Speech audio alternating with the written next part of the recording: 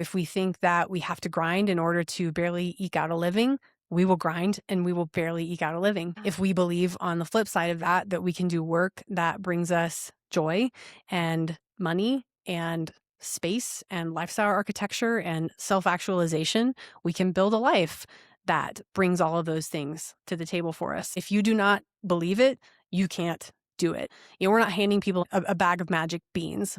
Business building is hard work, but there's an easier way. Today on the Freelance Mindset Studio podcast, I am joined by Amanda Northcutt. Amanda is the founder and CEO of Level Up. Amanda, I'm so grateful you're here. Thank you. Thank you so much, Joy. What an honor and a pleasure to be here. I just want to dive right in. So, you help consultants and thought leaders get scalable, five-figure MRR in their businesses.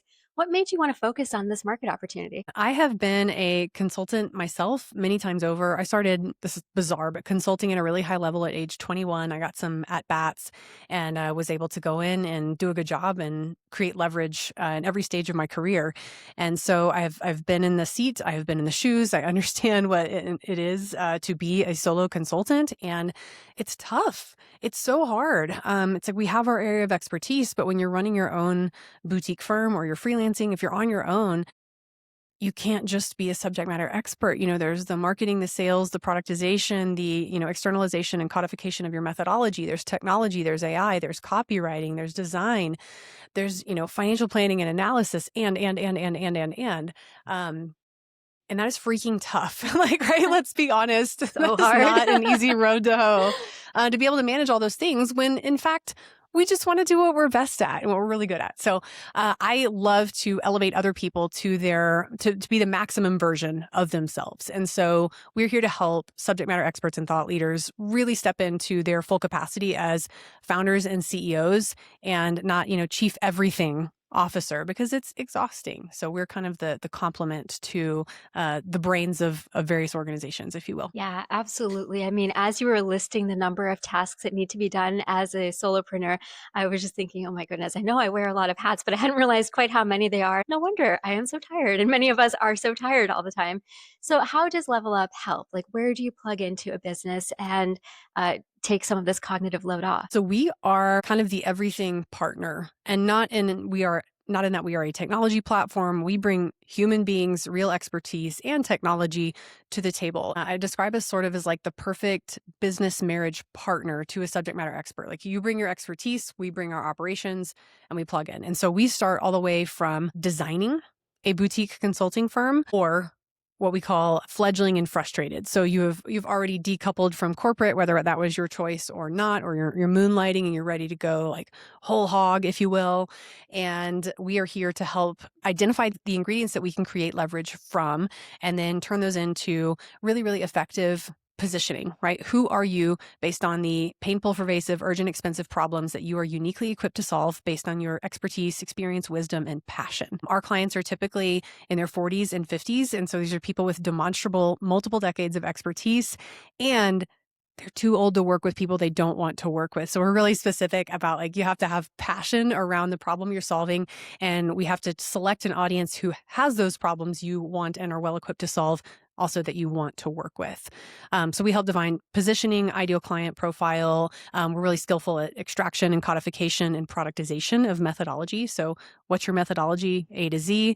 And then we package those up into productized services. And then the biggest piece of the puzzle is how you most efficiently and effectively acquire best fit clients, all while running an operating system and keeping up with taxes and risk management, mitigation and management, and insurance, and like all the other things that business owners have to deal with. Wow, there is so much to unpack there. And this sounds like an incredible opportunity that you are providing to these consultants, because as a consultant myself, I know you're really good at doing the work and you want to focus on what you're an expert at. And then suddenly you also have to be on social media and you have to do sales and biz dev and negotiate your rates and all of that. And I noticed you didn't use the word rate. You're using the word MRR, and you're using productized services and leverage are all coming together. Talk to me a little bit about what is the difference between, what many of us might think of as consulting rates, hourly, daily, versus some of the other structures that might be available that you guys help with. Yeah, so we are really big proponents of value-based pricing structures. And so one of the top mistakes, I'll say, that consultants or freelancers or coaches make is that they charge by the hour. And often, interestingly enough, they do the math to reverse engineer what their effective hourly rate was in corporate because that's what they think their value is in the marketplace. And it's not. It's not. And so we help our clients come in and we extract their expertise and we define quantitatively and qualitatively a very specific methodology for how we do rate calculation or fee schedules. It is simple, but it's not necessarily easy to figure out. You have to really, really understand the impact that your work has at your client organizations. So that's where value-based pricing starts. And so if you think about like a sales commission or a revenue share, salesperson might earn 10%, of a $100,000 sale. Okay, they were a big part of it. They get $10,000. On the flip side of that coin, a consultant might go in and save an organization $100,000 just to use that same number, or help them make $100,000 more dollars. Shouldn't that consultant be entitled to 10 to 20% of those gains or savings? And so that's very, very, very sort of sophomoric explanation of a value-based pricing framework. But your worth is not what you were being paid in corporate. Your worth in the B2B, kind of enterprise level marketplace is defined by how you are ultimately impacting a profit and loss statement at an organization. But there's also all these qualitative and psychological factors that we factor into our pricing calculations as well. But just the point is, like, don't charge by the hour. Please, please. Yeah. A cautionary tale.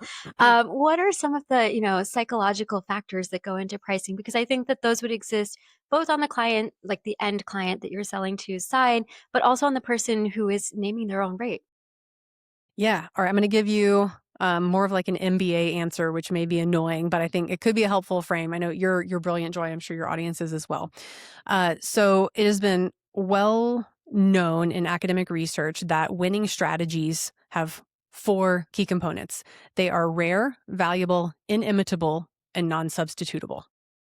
Those basically mean like you're really hard to replace. You're a needle in a haystack. You're not a commodity, right? We're not going to the grocery store and picking you up off your shelf in any city in the world. Mhm. You're an N of one. And that used to work until AI came on the scene. And so now those markers are much more easily replicable. And so I've layered on what I call the hear me framework, as in your clients say, do you hear me? Do you get me? Do you understand me? Mm. To help consultants and coaches understand how they can both increase their prices and push into more white space in their market. And so, hear me, HEARR, the more hyper personalized your services are or feel, keyword feel, Mm. to your client, the higher the price you can be. The more experiential it is to work with you. So less transaction, more experiential, the higher your prices can be. The more accountability you provide as a human that they like when they bring you in, the higher your prices can be. The more results you get, the higher your price can be. And if they like you and you're providing the opportunity for new professional relationships with yourself and others that you connect your clients to, you can charge higher fees. And so there's little things you can do that differentiate you.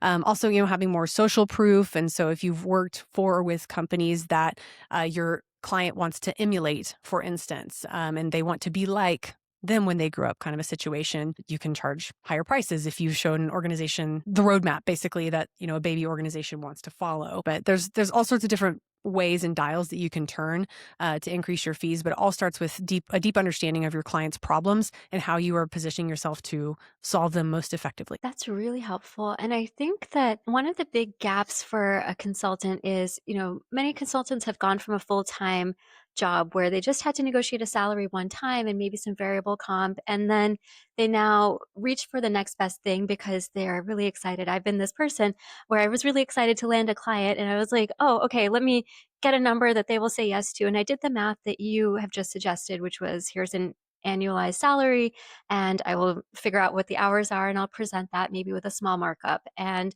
that was something that the clients were also doing. But I think people don't necessarily realize, especially in the consulting game, that a product can exist that they can offer. What are some like early productization strategies as a consultant that you're willing to share?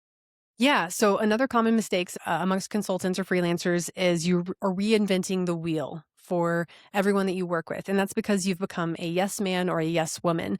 And you're currently probably still running through your network. That gravy train does come to an end if you're not really intentional about expanding your network. But it is impossible to product size if you are working with different types of clients, doing different types of work for every single project. So I want to be super, super clear about that. And so the more specific your industry vertical is, the more specifically in how well you know your internal champion. And is that different than the person who is signing the contract and therefore giving like the budget authorization? So if you understand deeply the problem you are solving for a specific recipient, your client, productization becomes much easier because you are working with one type of person and group of people in one industry vertical. You deeply understand their problems. You understand how to get the solutions that they need to their painful, pervasive, urgent, expensive problems. Your methodology, is the answer, like your unique way of doing things. And then when you're doing repeatable things, they are extremely personalizable. I want to be clear about that. We're Yeah. not delivering commodities ever. Productization is not commoditization. Those two things are not the same. Productization enables you to provide consistent excellence and consistently excellent results. So you're taking a known model and framework, whether it's a group coaching program or a fractional executive role or just some kind of engagement in a container or a workshop, and you've got the bones of it. Like you've got the structure. Okay, that's your productized service. The things that you do the same way with every single one of your clients because it's freaking effective, not because you're lazy.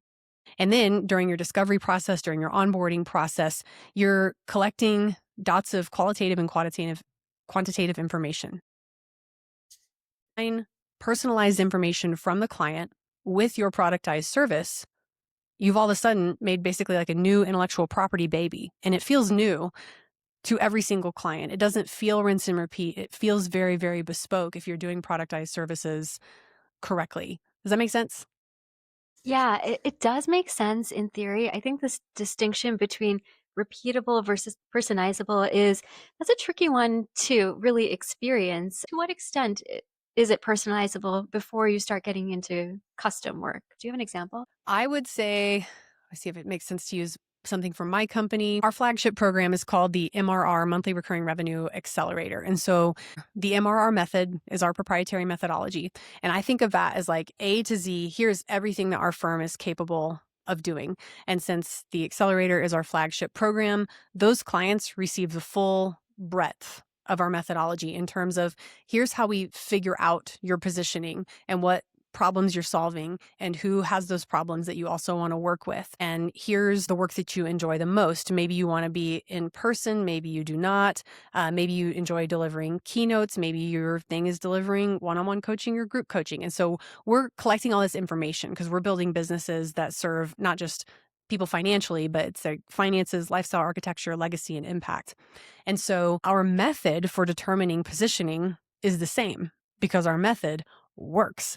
But it is, if we were churning out clients who all had the exact same positioning, that would be a catastrophic failure and they'd all be competing Yeah. against each other, right? And definitely trying to stick like a square peg in a round hole over and over and over and over again. But instead, our methodology is tight enough, but also broad enough to work with any subject matter expert who is selling in a B2B environment as a coach or consultant. So that's like our hard deck, basically. Like you must fit that criteria and tons of other criteria, right? I'm oversimplifying here, but I know that my methodology works if you're a subject matter expert that has B2B enterprise level value to offering, you're delivering it as a coach or consultant. So that's my line. And so you have to have a line, right? Your methodology shouldn't work for everyone, or it's probably not very good. It's probably common knowledge and not intellectual property if it's for everyone. That makes a lot of sense. And I think consultants often feel this kind of scarcity mindset, especially when they first get started, because you feel a pressure to say yes to everything because you don't know when opportunities are going to dry up or how long. You don't have a repeatable way of finding opportunity in the beginning. What are some pieces of advice you have for people in that stage? And then how do you start to figure out what clients the consultant should say no to? Yeah, that's a tough one. And that's the scariest thing. That's the scariest thing for a consultant or coach, especially starting out. Like, my gosh, it's terrifying. And you got to make money, right? We all have Yeah. bills to pay. And that is no joke. And it's really hard to be in an abundance mindset If your lizard brain is back, you're like, how are we going to pay the mortgage or the rent or the car payment or the insurance or the food or that, on and on and on. Yeah. And so I Lizard want to brain is just, loud. it's so loud. It's so annoying. So hard to turn off. And so I just want to acknowledge that the money piece is real, and you have to take the bull by the horns. You have to be in the driver's seat. Especially when Yeah. you're afraid. But Yes. that's not an option, is to just stay afraid. Well, like that. Yeah, that is not an option because everything you want is on the other side of fear, and the only way over is through. So if you need to make money right now, you need to do what you need to do to make money. If you need to work through your network and be the, Jack or Jill of all trades and bring your Swiss Army knife and go fix shit at people's businesses, go do that so you can pay your bills. But don't charge by the hour, because you have to create space for you to build a business you actually want. That's the key. If you're charging by the hour, you're trading money for time. And the key for like professional freelancers and consultants and coaches, you have to decouple your money inputs or your time inputs from your money outputs. And so you have to create leverage through, retainers or project-based fees, but just don't think about the hours that it takes you to solve something. Because if you're an expert, you're going to fall into what I call the expert trap, and you're going to forget. Some of our clients even feel bad. It's like, I fixed that problem that was costing them $350,000 a month in like 6 hours. And I feel bad because I charged them, $150,000 or something to do it. And I was like, are you kidding? This was a great deal for both sides, right? And so if you are thinking that requires a different lens, and that requires you to step back and look at yourself and all that you have accomplished. Ask your best friend or someone in your inner circle, like, to pump you up and tell you everything that you have done and are capable of, so that you believe it yourself. It's also a very helpful psychological device for you to define the outcomes that you can get in a business, not only to help your marketing and your sales, but also to help yourself. I was actually talking to one of our clients at Level Up this morning, literally. I was like, we don't normally tell our clients this, but these exercises that we're having you do for your marketing and sales process are just as much for you, if not more so, than they are for your clients, because you have to see it to believe it. So you got to make money and pay bills right now. Do it, but do it in a high leverage way, and ideally in a way that creates some level of social proof. You get some testimonials or the logos that you're working for that will help you not just take one step up the ladder each time, with a client, but like, we're trying to swing from branch to branch to branch. That's leverage as opposed to one step at a time. So create the space that you need to get where you want to go by not charging by the hour, and then clarify, who are you? Who are you best equipped to help? And at what time are you best equipped to help them? Remember that you have to be selling things, especially in the geopolitical, macroeconomic, whatever climate that we're in right now. Lots and lots of unknowns. You damn well better understand what you're able to go in and do for an organization. And they have to be feeling extraordinary pain in order for them to actually bring you in. Yeah. You have to be a must-have, not a nice-to-have. Oh, for sure. So I want to just take a moment on the definitions that you use. So there is selling by the hour, which that's very simple. That's a number per hour. What is a retainer when you say it? Yeah, so that could take many different forms depending on the type of industry that you're in. But I'll use, like, if you're an AI consultant, and let's say you go in and you install, Claude Cowork for teams of 10 to 20 for, professional services firm doing 10 to $30 million a year, something like that. Those people are going to need your help for at least 3 months, probably 6 months or a year, on like, how do I use Cowork? Like, and then there's updates and new workflows and things you can bring to the system. So you go in and do your work, in some kind of like project-based container. And then, an advisory retainer on the back end of that would be potentially you're giving a proactive workshop, on a quarterly basis that's personalized for them. It's productized, but it's personalized for their organization and how they can best use Claude Cowork. And then you're potentially coaching an AI czar at that professional services firm so that, like, all the people at the firm have someone to go to. And you can also sell what we call red phone access. And so it's a, crap, this broke, or, some major problem or challenge. I can pick up the phone and call your cell phone and get help right now. That is insanely valuable. I have had a CEO call me from the bathroom of a board meeting because they had a retainer agreement with me. I was like, call anytime. So I answered and helped solve, a multi-million-dollar thing in a 3-minute call in the bathroom. And so should I have been charging? What would have happened if I had been charging by the hour for that? It was a Right. 3-minute phone call, but a multi-million-dollar decision was made. That's Yeah. dumb. That doesn't make any sense. Yeah. That makes no sense whatsoever. They're robbing me, in that kind of a scenario. Yeah. But instead, that was a client paid me close to $1 million over the course of 3 years. And so that was a good deal for everyone. So think about what's the ongoing value that you can provide that is not you like just trying to squeeze everything out of the client. No, like what's the value that you can provide and therefore what justifies them continuing to pay you? Okay. So that was super interesting because you listed a number of different things in this retainer, right? It was helping people with Cloud Cowork, it was maybe workshops, it was maybe Red Phone access. Does a retainer look like a menu or does it look like a bundle for all of this based on the value? Or does it vary? Yeah, I'm a pretty big fan of the 3 option proposal. There's a lot of like psychology behind that. So if you provide 3 options and you want to drive people toward option 2, so it's like option 1 should be a little bit like paltry, like that's no. Option 3 should be like that's, Yeah. oh my God, it's so expensive. And then option 2 should be the Goldilocks, right? And so it's, pick the top 3 things. You're always looking, if you picture a 2-circle Venn diagram, what's easiest for you to deliver and most valuable for the client to receive. So Mm, option 2 should always contain that. And that could be one thing or that could be 10 things. It depends. But like, that's the sweet spot. That is leverage to the T. yeah. Yeah, that's brilliant. And I think that can't be overstated because I think just realizing that you have leverage and then building that leverage and continuing to compound on this, that is one piece that consultants just, I think, in the beginning and even in the middle, really frankly miss. People are so focused on getting the next sale, but not on structuring the sale and on growing and really capturing the value that they're delivering, to use exactly your words. So that's fantastic. I want to just zoom out from here for a second and understand, how did you see this market opportunity for yourself?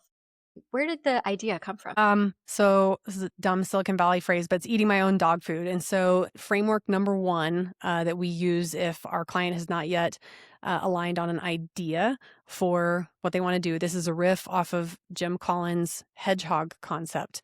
And this is how I figured out my original business pivot. I had a massive health crisis in my 20s and had to like quit my job and refactor everything and start over.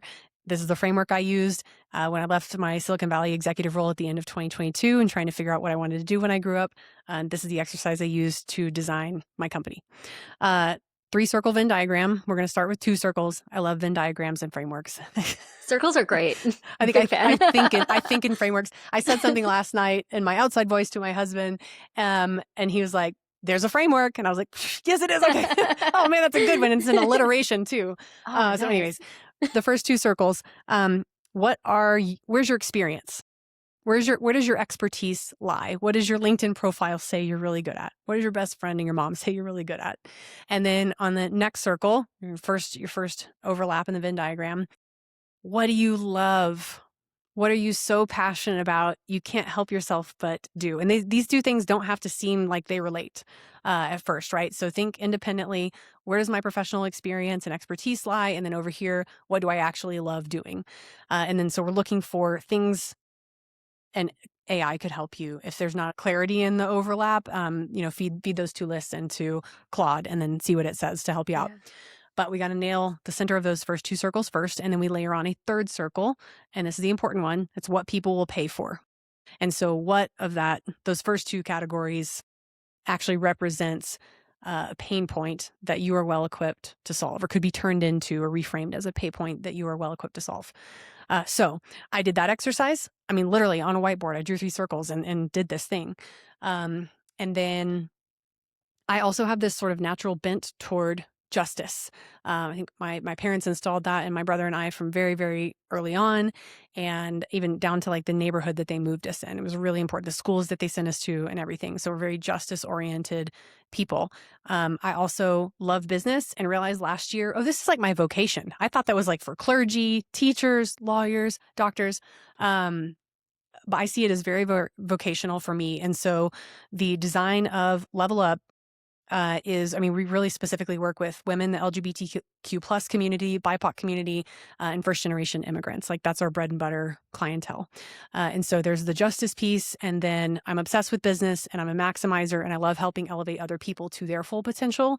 And so the way that this organization is designed ticks every single box for me. Yeah. It actually does, and I'm so glad I asked the question because I never would have guessed that. I would have thought, "Oh, I saw the TAM, and then I saw this number was moving up and to the right," and some of that is there, right? Like, the market is growing, which is supporting the fact that you have more clients to help and elevate, but the actual spirit and mission behind it, I can really feel the energy, and it's really exciting. I'm so glad you founded this business. It's great. Thank you. Thank you. I hope we help a whole lot of people do a really good job. But I mean, yeah, it's obviously I'm thinking through a strategic lens as well. This is an extremely defensible business, and we're not aware of anyone else in the world doing what we do. Like most of our clients come to us after taking the course, or they joined the membership, or they hired the coach, or they went through the program. And it was like, here's your marketing, but it doesn't talk about client service delivery or sales or here's a tool for client service delivery, but it doesn't talk about the methodology behind that and how you like land and expand. And so it's people who have been trying to put things together for a long time and just very, very frustrated. And like, can you please just fix everything? Like, yes, that's what we're here for. And actually, yes, the answer is yes. Yeah. What are some of the ways that you see your clients trying to solve this problem? Because a problem that I'm seeing is that people are not, making as much as they could be making, and they're running themselves ragged. That maybe they are charging by the hour, they're having to do so many things, and I think people, in many cases, left corporate because of a burnout, because of a health crisis, or maybe it was not voluntary at all when they left, and then they end up, as a consultant, recreating that exact same pattern, just working for themselves, and they then, I think, work on their abundance mindset. I have read the books, I've talked to the coaches, but, like, what are some of the paths that you see for people to solve these problems? Mindset is the first thing that came to my mind. So I'm glad that you said that. We have to see and perceive differently in order to act differently. And so if we think that we have to grind in order to barely eke out a living, we will grind and we will barely eke out a living. Yeah, If we believe on the flip side of that, that we can do work that brings us joy and money and space and lifestyle architecture and self actualization, we can build a life that brings all of those things to the table for us. And those are obviously polar opposite extreme sides of the spectrum. And most people fall somewhere in the middle. But if you do not believe it, you can't do it. And it's helpful to see examples, obviously, modeling of other people who have done it. Um, we're not handing people a bag of magic beans. Business building is hard work, but there's an easier way. And there's a way to do it that is far less risky and far less frustrating and more relationship driven and collaborative. I mean, this is a lonely path, let's be honest. And so having community and connection, camaraderie, empathy is imperative, I think, to anyone's success. We're all standing on each other's shoulders and helping pull each other up the ladder and sending the elevator back down. There was 3 metaphors in one. So it starts in your brain. First of all, you have to believe yeah, that it's possible. But then it isn't, I know I've said leverage. We should probably count the number of times I've said leverage, but that is really where it's at. I mean, I look for leverage in every area of my life. Health, psychological, like I have household staff because I can pay my wonderful, wonderful, wonderful personal assistant, $30 an hour, while I make thousands of dollars effectively per hour. And so like, why in the world would I spend my time doing the laundry? Like that's costing me thousands of dollars to like do the yeah. laundry. And so you're looking for areas of leverage everywhere, everywhere, everywhere, everywhere. Um, and yeah, just believing that you do not have to trade your time for money, and that is not the only way that this works. But if you come from a corporate environment and you haven't had, the mentorship from an entrepreneur, that is the only path that's been laid out for you. And that's not your fault. Like that's we know what we see and have experienced. And so um you have to be shown that there's a different way. So it all starts there. And the waterfall answer from there, it gets extremely complex in terms of like actually like how you do it. But you have to see it to believe it and know that it's real and it exists. And that's not some like theory. Oh, that's nice and cute, Amanda, but that's not for me. It is for you. Like if you're an expert and your expertise is sellable in a B2B environment, you can make money. You can make a lot of money. Yeah. And making that money doesn't have to cost you your sanity, your health, your time, your relationships, like whatever it is that we have been trained to think we need to sell. And I think that that mindset piece of many of us, myself included, feel sometimes that making 5x more money has to mean not 5x more stress, 50x more stress, or 500x more stress because the number is so big to even kind of comprehend. How did you get the mindset that you have and how have you grown it? It's so impressive. I do my work. I have like a team that surrounds me and helps me with my brain and my physical health supports, mental and emotional well-being. And I do work a lot. I do work a lot. I am a woman. This is my company. Built it to a multi-million dollar run rate in 18 months, and we're continuing to grow quickly. Got a team of 20. This is no joke. I don't have, the future version of me in front of me that at least I know personally. Like, I don't know another woman doing this in the values aligned way, the zero compromise way that I'm doing it. And so, like, that feels like hard mode a lot of the time. But the Simon Sinek why, like why I'm doing this keeps driving me forward and then making sure that I'm correctly prioritizing. I'm either working, sleeping, or spending time with my inner circle. And Yeah. usually like I will exercise. I'll go on walks with, my friends and shoot hoops with my son. And like I'm trying to kind of combine a couple of things at once. But it's not easy. It's not easy. Is it work worth doing? Yes, it is. So if you're going to work this hard, at least make sure that it is the work that is worth doing and that it's for a time. I knew what it was going to take to get this business off the ground. I'm no Mm. fool. And so I was like, okay, this is the investment. And I am at the 3-year mark right now and finally starting to make the switch from like force, pushing the boulder up the mountain and over every false summit. And kind of like, okay, I've built the structure. I have an amazing team. And now like the flow is starting. It's time for the boulder to like roll down the other side of the hill Yeah. gently. But yeah, there's a lot of inputs required in order to get there. But now like because I've designed like this methodology and these programs that we sell, it's like I built what I wish I had when I started this Yeah. company. Yeah. It, And it that would have must been a be lot easier. totally. Yeah. That's so rewarding, though. You've solved so many people's problems. That's incredible. I hope so. Yeah. Yeah. Wow. Well, thank you. This has been an incredible conversation. I've learned so much. Is there anything that you would like to tell the audience about that we haven't talked about already? Even though I can't physically see everyone that is watching this, I want you to know that I see you and Joy sees you. Otherwise, we would not be showing up here for you. And, even though we don't know each other, like I will hold space for you and hold a container for you to step into your full capacity. I believe that if you're showing up, you're listening, you're learning, you're listening to brilliant, like Joy, hello. This is amazing that you are serving people with so much free information. I mean, just through this podcast, that's incredible. So I want to honor and acknowledge those listening or watching and that you are investing in yourself. You're raising your hand. You're sending signals. You're putting signals out there, right? You're putting the vibe out there that you are ready and you are prepared. And I believe in you and I will hold space for you. And I want you to just kick ass, take names, and fully self actualize. And I also want you to get paid what you're worth. Like, so badly. Make that money. Yes, please. Well, beautifully said. And where on the internet can people find you, Amanda? Yeah, LinkedIn is the best place for sure. I'm on there several times a week. Just Amanda Northcutt, 2 T's at the end of Northcutt, and you will find me. Wonderful. Well, thank you so much, Amanda. I've learned a lot, and this was really wonderful. Thank you so much, Joy. I'm so grateful to be here.